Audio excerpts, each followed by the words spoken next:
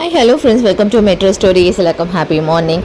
என்னதாண்டா நடக்குது சிறைக்கடை காசையில்? சரி வாங்க வீடியோக்குள்ளே போயிடலாம். ஸோ சிறைக்கடை காசை நம்ம தமிழ்நாட்டில் சூப்பராக போயிட்டுருக்க ஒரு சீரியல் அண்ட் விஜய் டிவியில் டாப் 2ல் இருக்காங்க அப்படின்றதுமே நமக்கு நல்லா தெரியும். ஸோ இப்போ வந்து பார்த்திங்கன்னா ஒரு கரண்ட்டாக வந்து சத்யா அண்ட் நம்மளுடைய ரேகாவோட மேரேஜ் தான் நம்ம எல்லாருமே எக்ஸ்பெக்ட் பண்ணிட்டு இருந்தோம். ஆனால் வந்து பார்த்திங்கன்னா ஒரு பிடிஎஸ் வந்து ரிலீஸ் ஆகிருக்கு.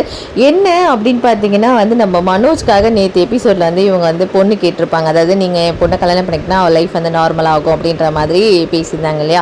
ஸோ இப்போ வந்து பார்த்திங்கன்னா ஒரு பிடிஎஸ் வந்து அவங்களுக்கு மேரேஜ் ஆகியிருக்க மாதிரி அம்மா பொண்ணு இருக்கிற மாதிரி ஒரு சீன் வந்து பார்த்திங்கன்னா ரிலீஸ் ஆகிருக்கு. என்னவா இருக்கும், நீங்கள் என்ன நினைக்கிறீங்க அப்படின்றத கமெண்ட் செக்ஷனில் சொல்லுங்கள்.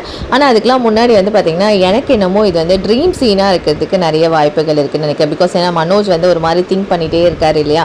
ஸோ அதனால் வந்து யாருடைய கனவாக இது இருக்கலாம்ன்றதுக்கு வாய்ப்புகள் நிறைய இருக்குது. ஏன்னா இப்போதைக்கு வந்து பார்த்திங்கன்னா இந்த ட்ராக்கை வந்து அவ்வளோ சீக்கிரம் இது பண்ண மாட்டாங்க.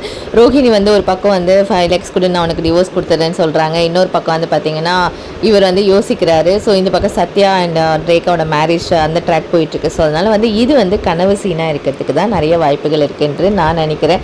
நீங்கள் என்ன நினைக்கிறீங்க அப்படின்றத கமெண்ட் செக்ஷன் சொல்லுங்கள். ஆனால் மனோஜோட ரோல் நிஜமாவே வந்து சிறைக்கடை காசையில் ஒரு ஃபேண்டாஸ்டிக்கான ஃபேப்லஸான ஒரு ரோல் பண்ணிட்டு இருக்காரு அப்படின்னு தான் சொல்லணும். எந்த கேரக்டர் கொடுத்தாலும் நடிக்க முடியும், நான் நடிகையா அப்படின்றத ப்ரூவ் பண்ணிகிட்டே இருக்காரு. தேங்க்யூ.